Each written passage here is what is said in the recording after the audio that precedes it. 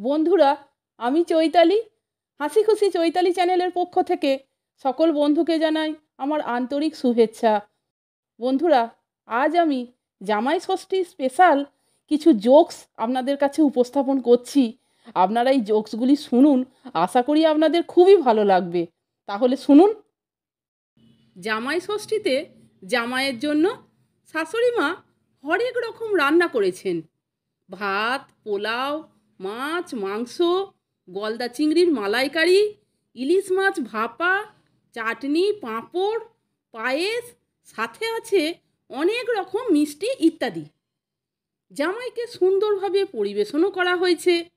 জামাই তো এই সব দেখে শুনে মাথা ঘুরে গেছে।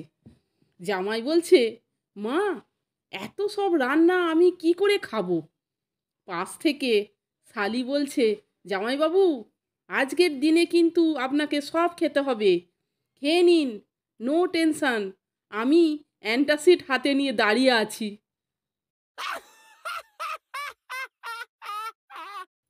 বন্ধুরা, আরেকটি মজাদার জোকস বলছি, শুনুন।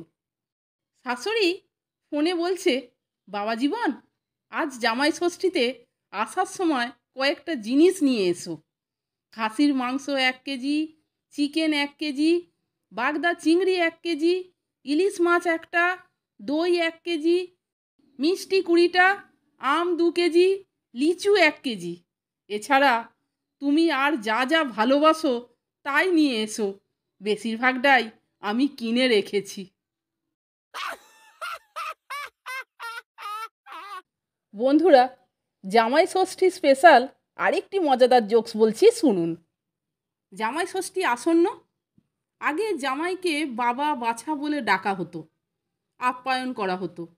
এখন আর সেসবের পাঠ নেই। আর জামাই যদি তুষার, কেষ্ট, শুভ্র, সুদীপ, অনুপমের মতন হয়, তাহলে তো বাবা বাছা বলে ডাকার প্রশ্নই নেই। যাই হোক, এবারে আমি মূল বক্তব্যে আসি। আমি এমন কয়েকটা নাম পেলাম, যে নামগুলো জামাইয়ের নাম হলে তার শাশুড়ি তাকে কোনোদিনই ওই নাম ধরে ডাকতে পারবে না। দিগম্বর, প্রাণনাথ, প্রেমময়, আশিক।